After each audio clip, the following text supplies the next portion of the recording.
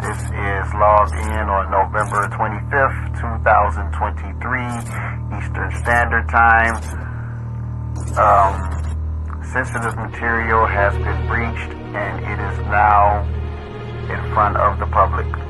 This is very sensitive documentation and the world will be in total chaos if leaked, and it is now leaked. All of it. Not one document, all of it. Place of exploitation, forbidden knowledge television. This must be stopped.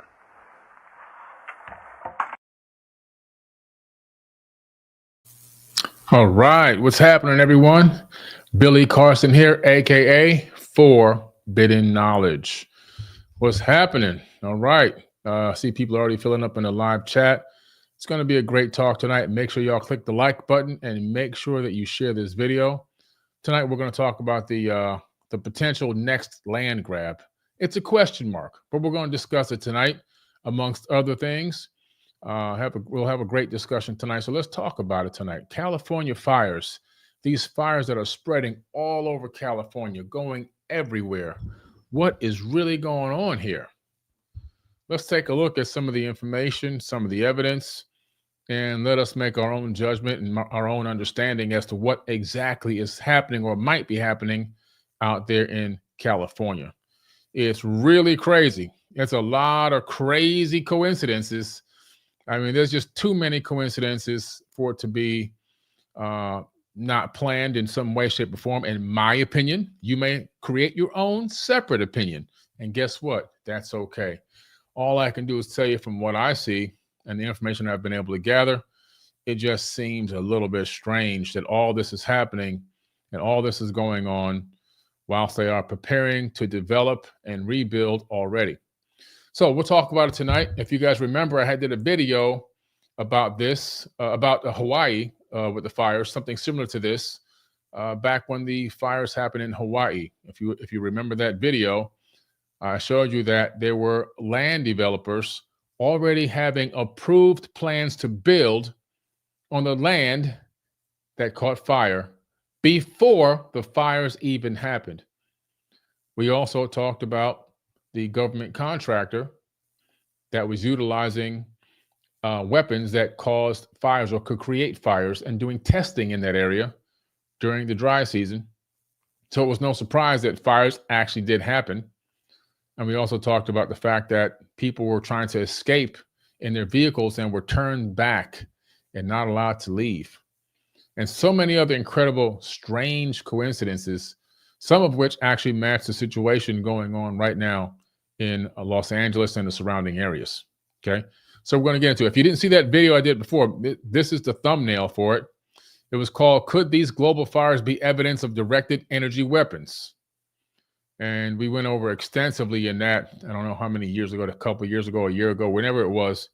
It was not only Hawaii, it was also covering Greece and a few other places in the world where it seems like they were just reclaiming brand new real estate and developers had contracts to build on that land before the fires even existed.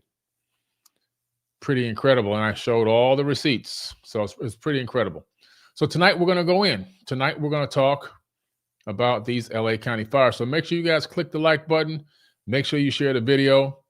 We're going to talk about these fires tonight and just explore the information and see where it leads us. And everyone will come up to their own conclusion as to what they feel is going on. I know what I feel is going on.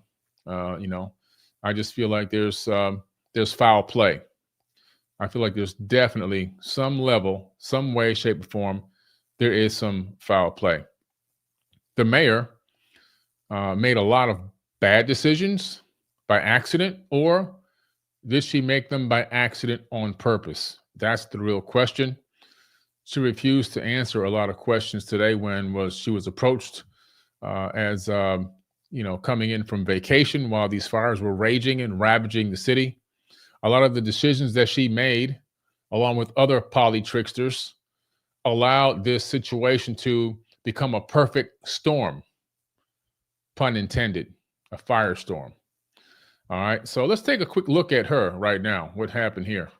The fire department budget by millions of dollars, Madam Mayor. Have you nothing to say today? Have you absolutely nothing to say to the citizens today? Elon Musk says that you're utterly incompetent. Are you considering your position? Madam Mayor, have you absolutely nothing to say to the citizens today who are dealing with this disaster?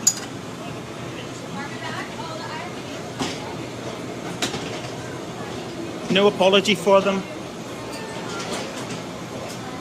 Do you think you should have been visiting Ghana while this was unfolding back home?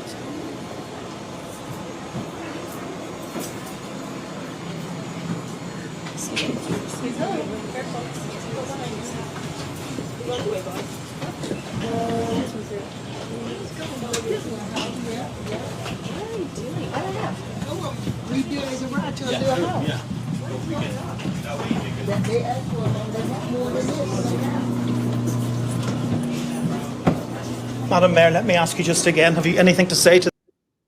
Clearly, she has nothing to say. She's running away from the microphone, running away from the reporters. She is in shock. She doesn't want to answer. Probably embarrassed. But she wasn't embarrassed when she made a lot of extremely bad decisions that helped create this situation.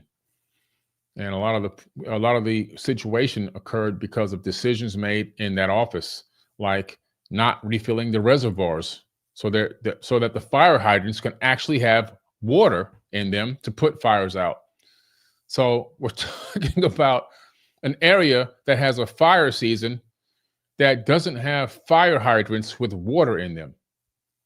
And you're talking about a state that lives on the edge of the Pacific Ocean. The Pacific Ocean is right there. I've been all over the world. I've been to incredible places in the middle of absolutely nowhere. I've been deep, deep into the deserts of the Sahara out in Africa. And guess what? No matter how far out in the desert I go, I once drove 6 hours out into the desert in a caravan to go see whales in the desert in a place called the Valley of the Whales. Guess what they had out there? They had running water. They had running water and bathrooms in the middle of absolutely nowhere in the Sahara Desert. And you mean to tell me that they can't get water into a place that desperately needs water, like the areas of California that keep catching on fire and burning down? Yes, the ocean water is salt water and it's corrosive. There's something that we've developed as human beings on this planet called distillation. We can distill the water. So if you can distill water, you can get salt water to become fresh water. And then you can pump that fresh water into reservoirs and have it readily available for the people. When you're in a Navy vessel and you're out in a nuclear-powered Navy vessel or a hydrogen-powered Navy vessel, they can be out for months. They could be out there for years. When you're in a nuclear-powered submarine, you could be on a 3-year mission. But guess what? On that sub and on those Navy vessels, those people take showers, they drink water, they use water for cooking. Where do you think they're getting that water from? They're getting the water from the ocean. They take the water from the ocean, they distill it, and they utilize it for showers, cooking, and anything else that they need water for. And the proof of this is when Fukushima, the nuclear-powered reactor in Japan, broke and actually had a meltdown, a lot of the radiation leaked into the ocean.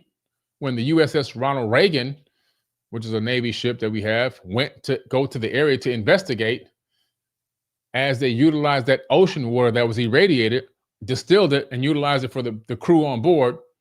The crew on board, a lot of them got sick with crazy cancers from the irradiated water because they're using the ocean water. Okay? They're using the ocean water. And because of that, that means that they themselves can easily very easily use that water off the coast of California. But they haven't put anything in motion to do something like that because it's a lot easier to take the budget and utilize it for yourself. This behind me is California. I believe this is the Palisades, the Palisades behind me, where I know several people that actually used to live there now. They don't live there anymore because their homes are gone. But that's the Palisades behind me. Let's take a look at this short clip. But their hands have been tied, and they can't fight a fire without water and the resources that are needed. Everybody knew these winds were coming. The other question has to be, were all the things in place to try to, again, mitigate the damage here? But the real issue to me is twofold. We've had decades to go remove the brush in these hills that spreads so quickly. And the second is, you got to have water. And my understanding is the reservoir was not refilled in time and in a timely manner to keep the hydrants going. So that's a failure, whether on DWP's part or another city agency. But this is basic stuff. This isn't high science here. And it's all about leadership and management that we're seeing a failure of.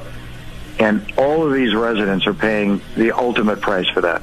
That was going to be my next question, is why isn't there water in the fire hydrants? That doesn't make any sense. You're right. That's a good question. And I think you should start asking, why don't you call the mayor who's out of the country and ask her and get an answer from her? Well, they say she's on her way back, and that would be a great question to ask her tomorrow if she's at this briefing at 8 o'clock in the morning, because I think there's a lot of people that are outraged by that fact tonight when they look at scenes like this, at businesses that people have worked really, really. That's fine. You decided not to leave. I know I'm not supposed to be here, but this is my parents' home. I know the feeling. And they just lost. They got canceled from their fire insurance.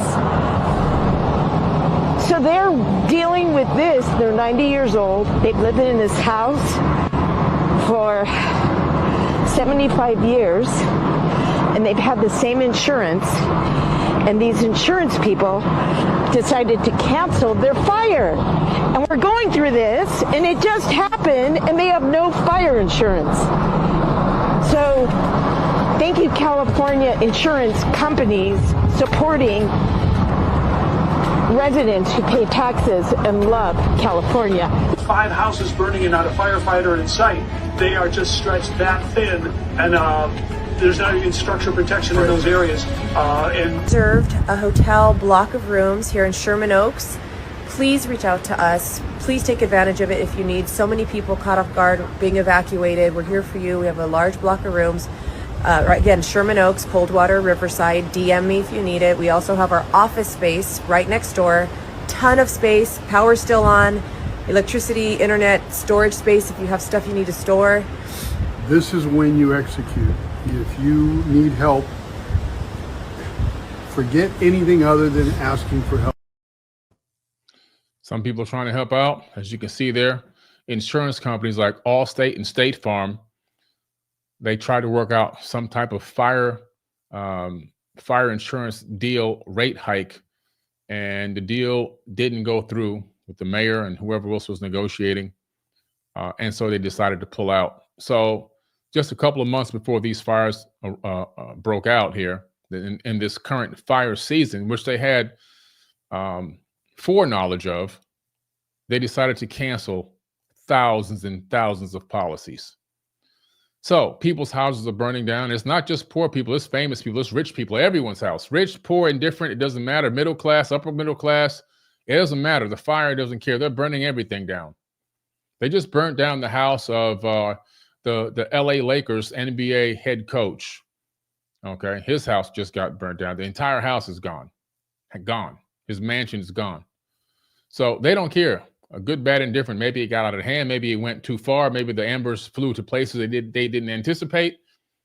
But the insurance companies are making out like fat cats nonetheless, because they're not paying for anything.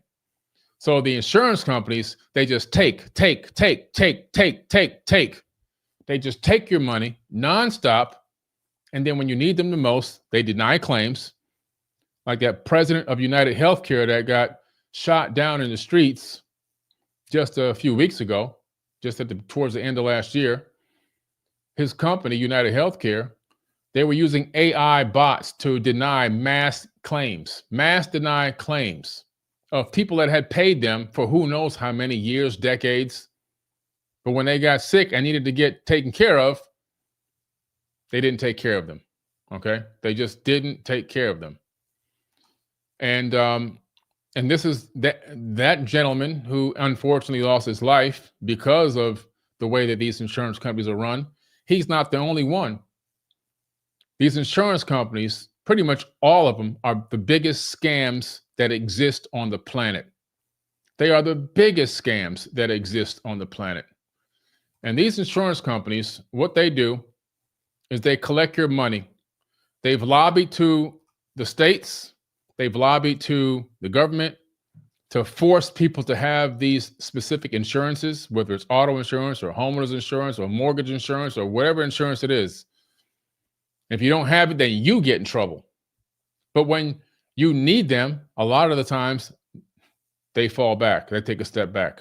And if you get into a couple of car accidents after having them for decades, for example, I had Geico for decades. And then within a 1-year period, I had 2 vehicles that got damaged. One because something fell into the highway and the vehicle ran over. It was a gigantic construction cone that fell off the back of a truck. And then the second time, it was kind of a similar situation, almost a year later. And so after decades of paying Geico, they decided, you know what, we just want to cancel your insurance. They didn't even send a notification, a message, or anything else. I had to switch carriers. Now, that's just cars. That's just auto. Imagine that being your house and a catastrophe happens, like fires, which they knew. They had foreknowledge that these fires were coming. They were in a panic. Now, a couple things could have been done to help prevent this situation. This situation is a perfect firestorm because there's a lot of valleys there and flat lands that have a lot of fallen, dry leaves and fallen dry bark and trees. But they put a law in place that those areas can't be touched in order to remove a lot of that dry brush and fallen leaves and wood, which would cause an amazing fire like we see today. Why would they stop people? Why would they stop a private corporation or the city or the county or anyone from cleaning the fallen brush, the cleaning of dried leaves and everything else from the area? It should be a top priority, knowing that that's the kindle for the fire. It's the kindle that's going to spark, that's going to destroy everything. Potentially kill people and destroy billions of dollars worth of real estate. Why would they ban that from happening? It's just too many strange coincidences. Too many. It just doesn't make any sense. You stop people from removing the kindle that the fire needs to burn to where it's actually like a law. Nobody is allowed to go in there and touch that. That's peculiar. You live on the edge of an ocean, but you can't desalinate or distill water from the ocean and utilize it, turn it into fresh water and utilize it for reservoirs. You make no effort to fill the reservoirs whatsoever. They cut the budget for the fire department. You never cut the fire department's budget. You never cut the fire department's budget. That's 101. That's politics 101. You can't do that. Firefighters saved my life. About 3.5 years ago, I was filming in northern New York, upstate New York. I was filming Richard Dolan, best-selling author Richard Dolan, for a clip that made it into my documentary, The Black Knight Satellite. Okay? And guess what happened? I was staying in a hotel up there. And that hotel, I fell asleep that night. I collapsed after working 16 hours, got real tired and left, and went to the room, passed out and fell asleep. Deep sleep. I was gone. Okay? And then what happened? a fire broke out in the room directly beneath the floor I'm on. The fire department came, the fire alarms went off. I didn't hear it. That's how exhausted I was from flying here and there and then landing there and filming for all day long. I was gone. They cleared out all the rooms in the entire hotel. On the floor that I was on, which was the highest floor, the fire department had gone to every single door. They saw my door didn't have the that lock latch in it out, sticking out, and the door wasn't cracked. So the fireman, he decided to double back and bang on the door. He kicked the door in or used some kind of thing to get the door open. I don't really know, because all I know is when I heard the noise and I opened my eyes, I just saw this big, bright orange thing in front of me, which was his clothes. He was standing directly where I was, laying on the edge of the bed on my side. He grabbed me up and said, "We got to get out of here. There's a fire." I was in a wife beater and underwear, boxer shorts and socks. And I had to go outside into minus 20-degree weather, but he saved my life. He literally saved my life. You never cut the budget for the true heroes. The fire department are the true heroes. The true heroes. You never cut their budget. Who's fighting the fires out there? Well, let's take a look and read the articles as to who actually is out there fighting the fires. But before I do that, let me show you how they're fighting these fires. Let me see if I can find this clip real quick as to how they're actually doing it.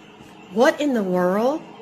The firemen don't have hoses, so they're like literally using purses, women's handbags, filling up women's handbags to put out fires. Look at this. What in the world? LAFD fire department using women's handbags to put out fires. What is going on here? Have you guys ever seen this in your life? Look.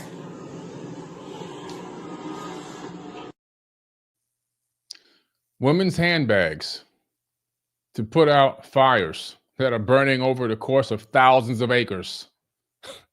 Who's putting out the fires? Who are these men that are wearing those fire department uniforms? Well, the fire department's budget was cut.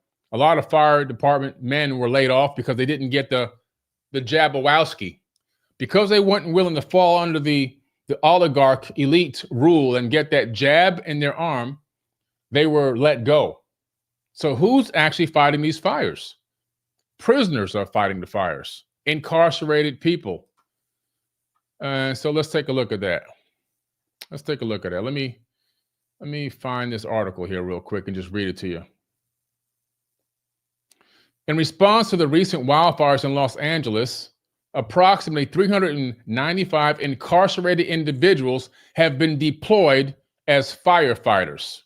These individuals, classified as minimum custody, are trained through California's Conservation Camp Program, a collaboration between the California Department of Corrections and Rehabilitation and the California Department of Forestry and Fire Protection.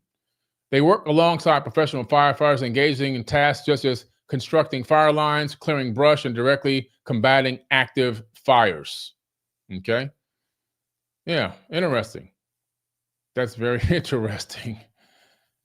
So the participants in this program are paid $5.80 per hour. So that's who's out there fighting the fires. Nothing to take anything away from the men that have been incarcerated. I'm proud of them for getting out there and battling.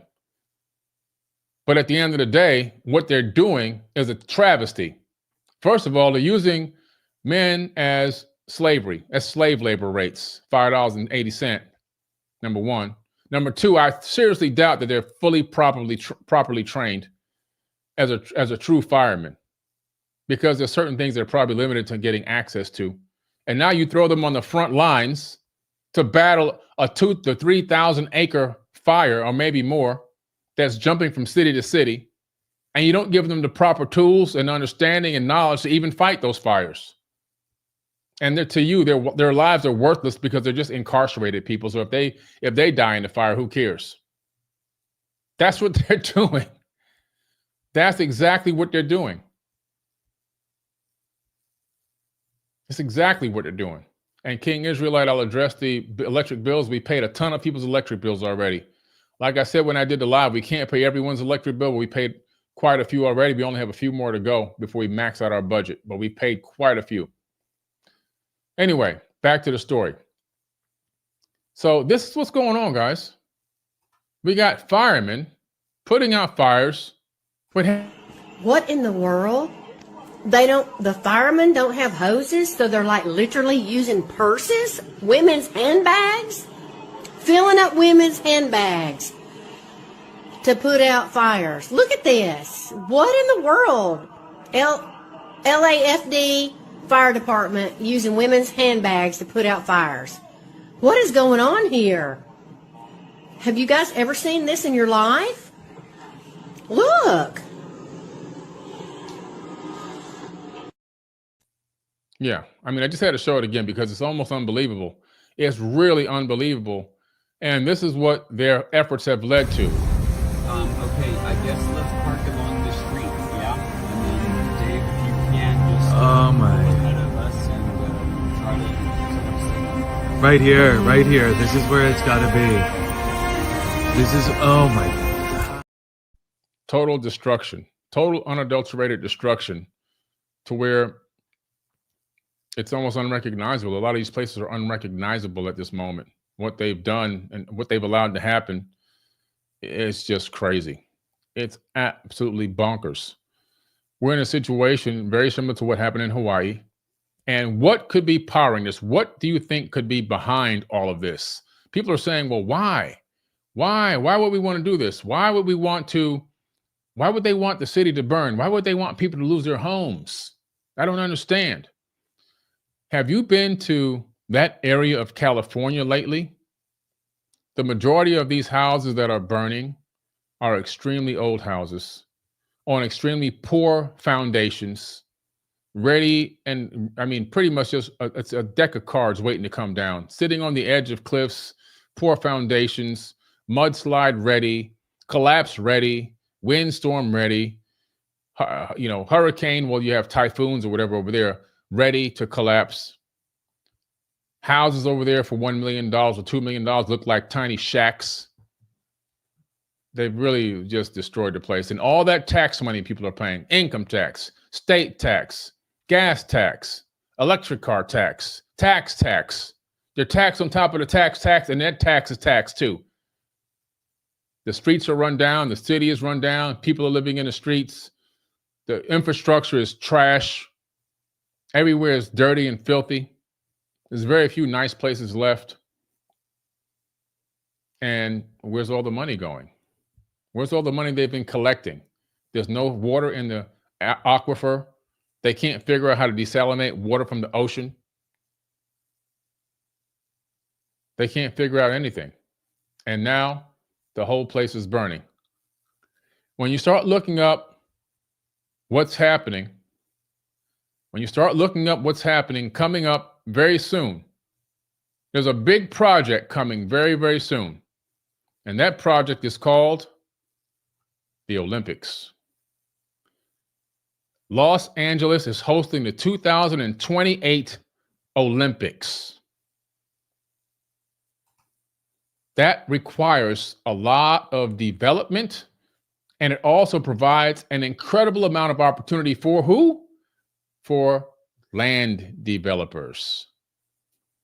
So, if you want your cake and eat it too, from their perspective, let's reclaim a lot of this land without having to use eminent domain and kick people out.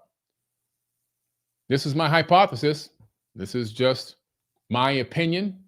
You might come up with your own opinion, and that's okay. Your opinion could be different from mine. And guess what? That's okay. My opinion is land grab. My opinion is create the perfect firestorm, pun intended, and let it burn. And then we can clean up with all these contracts that we're going to get from these private corporations and these developers to rebuild the entire area from scratch. And by 2028, we're going to have this incredible, blossoming, shining city and towns all around that are going to be just beautiful with the most incredible, beautiful stays at brand new, high quality, freshly built Airbnb houses and condos all over the place.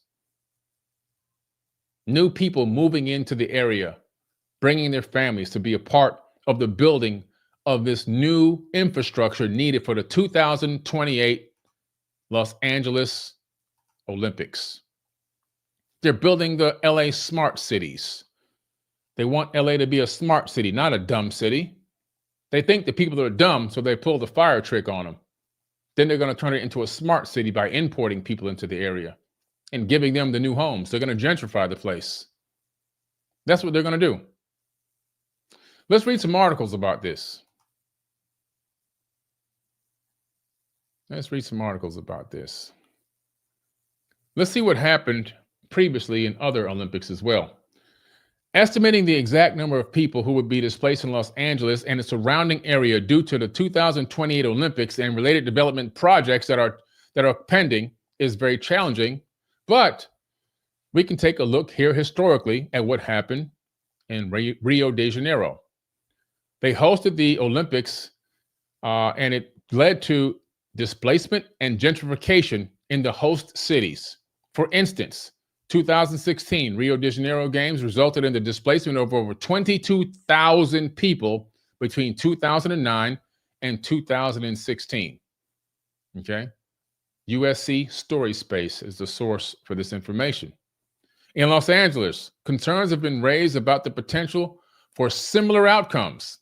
The city has seen significant development projects in anticipation of the games, particularly in areas like downtown Los Angeles, DTLA, and Inglewood. These developments include luxury housing, hotels, and retail spaces, which can lead to increased property values and living costs, potentially displacing lower income residents.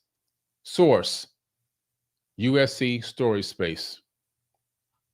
They obtain all this data. Additionally, there are concerns about the impact on the city's homeless population, which has been rising in recent years. The Los Angeles Homeless Services Authority reported a 16.1% increase in homelessness in 2020, bringing the total number to 41,290 individuals. Source is Sky News. While city officials have expressed intentions to address homelessness before the Olympics, there are fears that measures may involve relocating homeless individuals away from tourist areas rather than providing long-term solutions.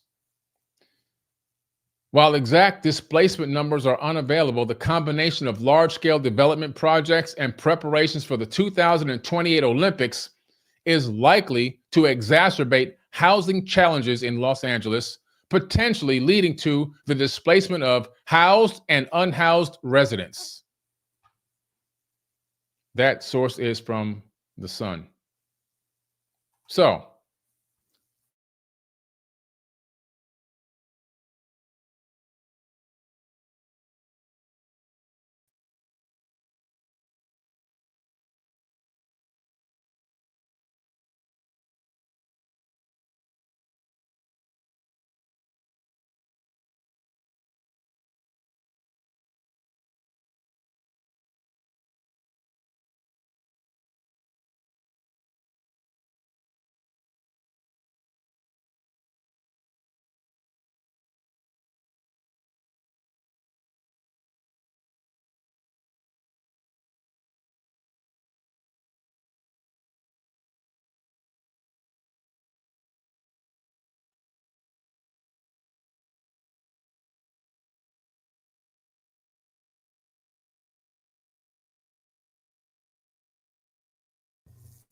all right, we got it fixed. All right. Sorry about that, guys. My soundboard has a timer on it, so it must have been going for about at least 16 hours. So we're good to go. Anyway, so what are they talking about? They're talking about the fact that they're going to rebuild that area. All right, so that area is going to be rebuilt. They're going to build out new plazas, new malls. They're going to build out new condominiums. They're going to clear out all the homeless people. They have to get them out of there. They're going to, as they say in the articles, build luxury home communities around the surrounding area. Okay? They're going to build luxury communities. Now, in the article, they talk about the fact that there's going to be a housing problem. How do they know that? How do they know there's going to be a housing problem? And why did Rio de Janeiro displace 22,000 people? The same thing is going to happen in Los Angeles. It's also now a lot easier since these people don't have any homes. Because now, without insurance to rebuild, there's nothing they can do. It's a total loss.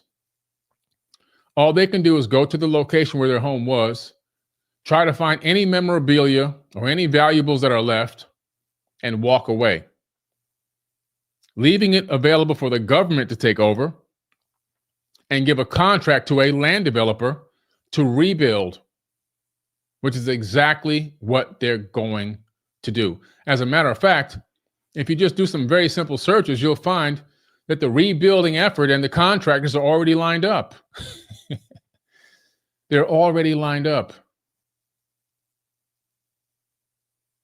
Pretty interesting. So, what does that do? It gives people the ability to, people who empower the ability to make a lot of money. A lot of money. And how does that work? Well, if I'm in a position of issuing contracts, I know that there's a lot of ways to make money in a city if I'm in control of all the contracts. The first thing is the landscaping. People take landscaping for granted. Landscaping is a multi-billion-dollar industry. And if I have a city or several cities within my county that need to be re-landscaped or beautified, beautification for the streets, that's going to put a lot of money out on the streets for beautification. Now, these beautification contracts, because I'm assigning them, I'm going to talk to the developer or the landscape architects, and I'm going to say, hey, I'll grant you this contract, but I want a kickback. So after I sign over this contract to you, and you get this contract, I want a kickback.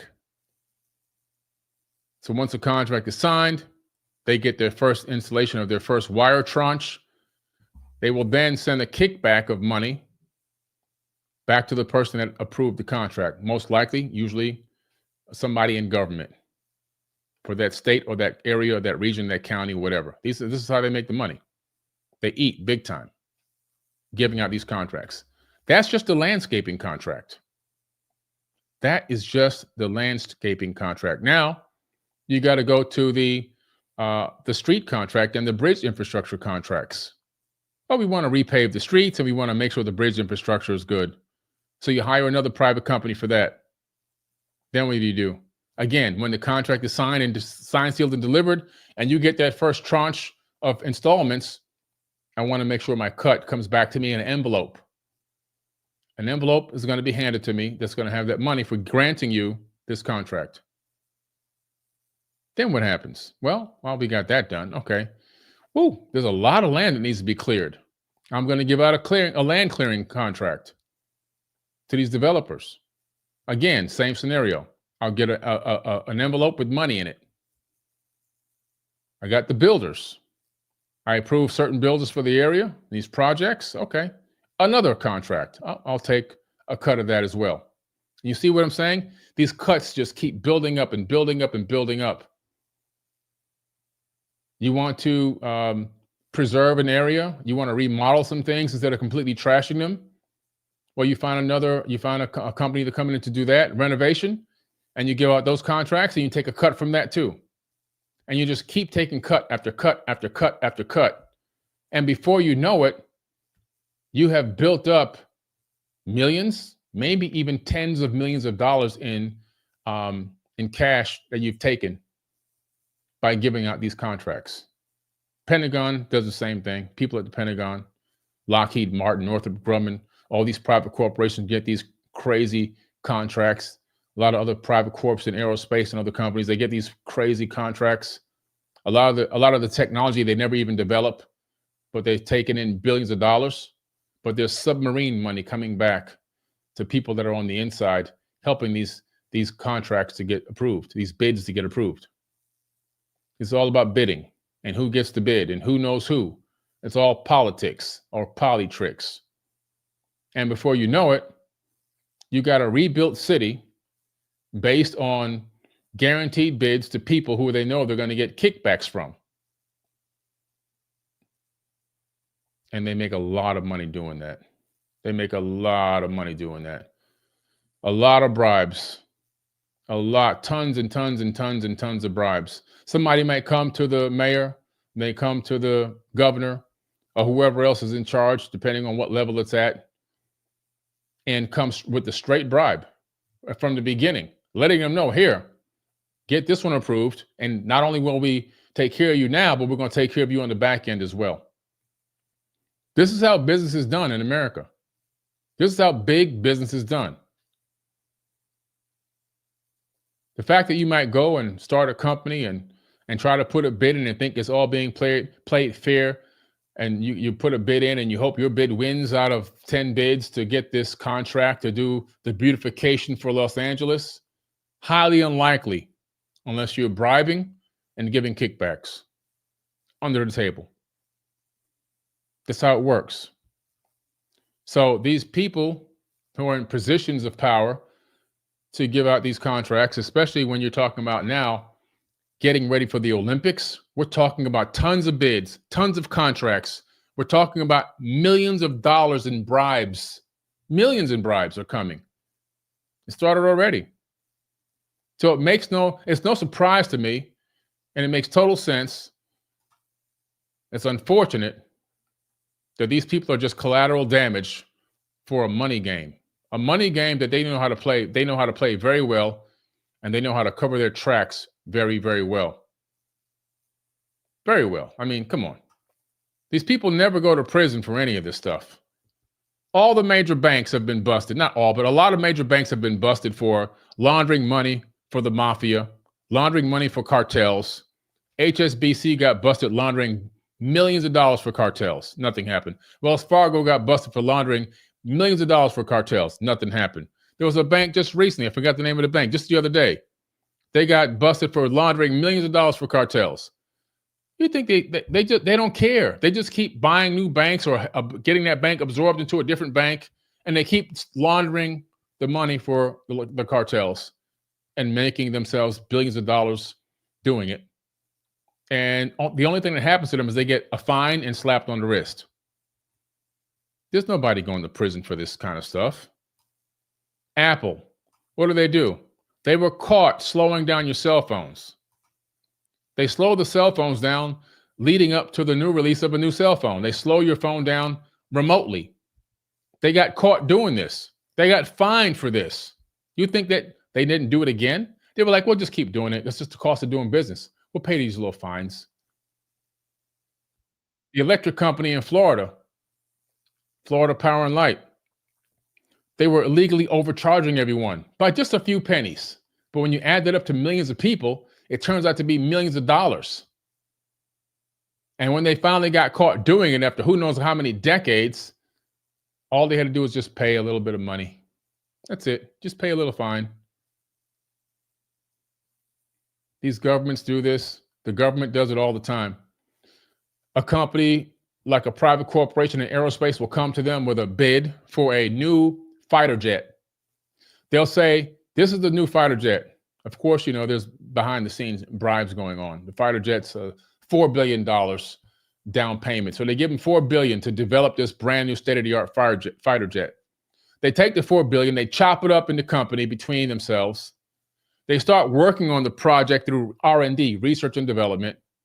They never truly really put out the actual fighter jet. They may develop some things and some schematics and some blueprints. And then after about 5 or 6 years, they go back and say, we think we're getting there. We think we're getting there.